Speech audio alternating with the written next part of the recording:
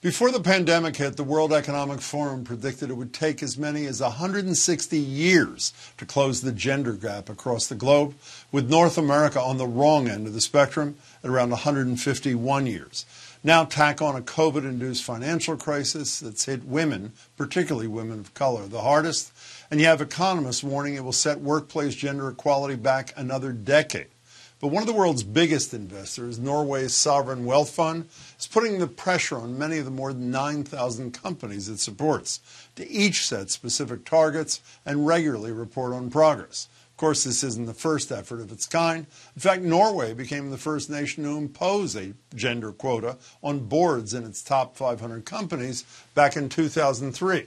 Here in the U.S., California adopted gender quotas for the boards of its publicly traded companies back in 2018, and another law signed in September requires racial diversity as well. Now, Massachusetts lawmakers are aiming to do something similar in this state, with proposed legislation that would mandate a 50-50 gender balance on all state public boards and commissions. The bill would also mandate racial balance, requiring both board and commission members to reflect the general population of the state. Joined now by one of the sponsors, State Representative Patricia Haddad, along with Beth Chandler. Beth's the CEO of YW Boston, which formed the Parity on Board Coalition to help get this bill passed. Representative Beth, thanks so much for being here. Thank you, Jim. You're welcome. Thank you. Beth, I'm afraid to ask, what's the representation of women on boards and public boards and commissions today as we speak? Sure. It's pretty paltry. We looked at the top 50 boards and commissions in Massachusetts. The EOS Foundation put something out a year and a half ago. And there were 32% of women on, there were 32% of those boards and commissions that were close to gender parity, and none of them were close at all when it came to racial parity, particularly when looking at women of color. How bad is the woman of color picture?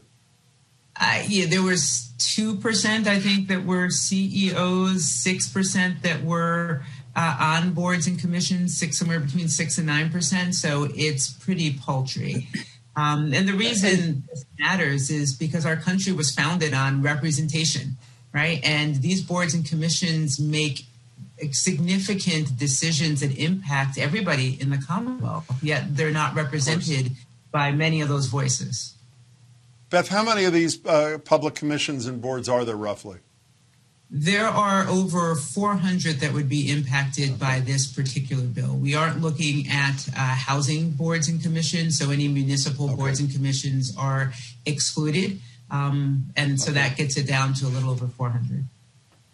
So, Representative, what exactly would this bill do? How does it work? It would start, first of all, with public boards, because in the study that's been referenced of Power Gap, we found that it started out with the higher education world, and we found that it carried on through higher ed.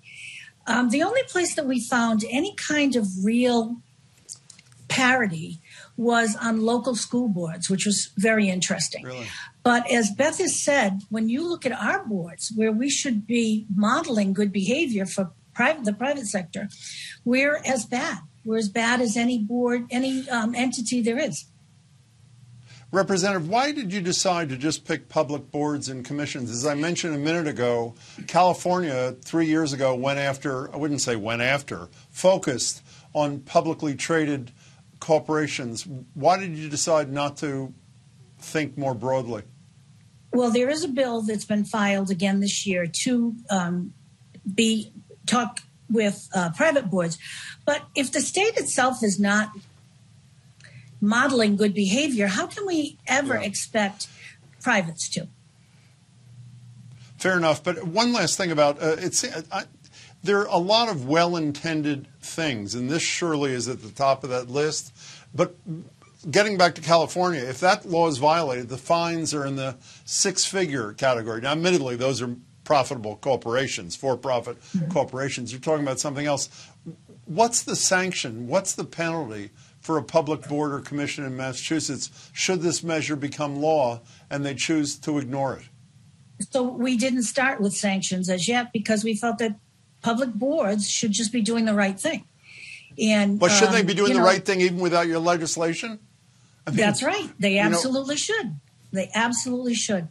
But very often when somebody says, we've got a spot on a board, you say, the board says, I know a guy. Well, we have to, and it's not because, it's about men. It's just that that's a more common thing. Women have to be much more intentional.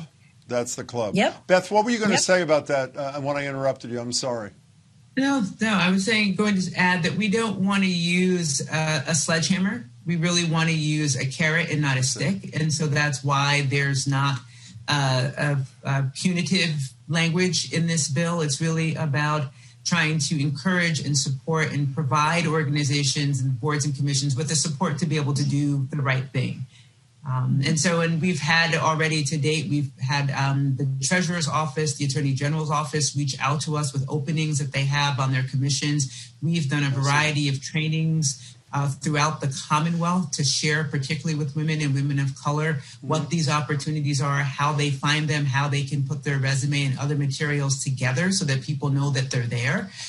So we're trying to find, a variety of ways to make this happen and not just penalize people for not doing it.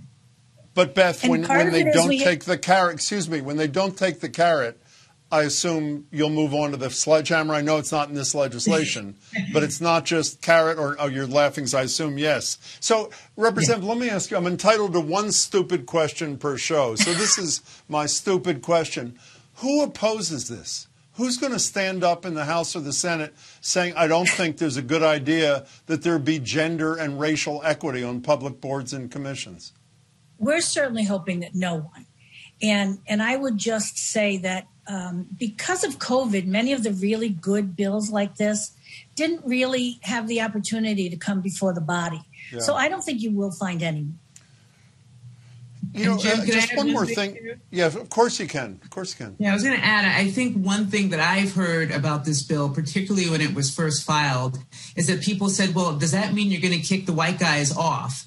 If it says by 2024, we need to have racial and gender parity.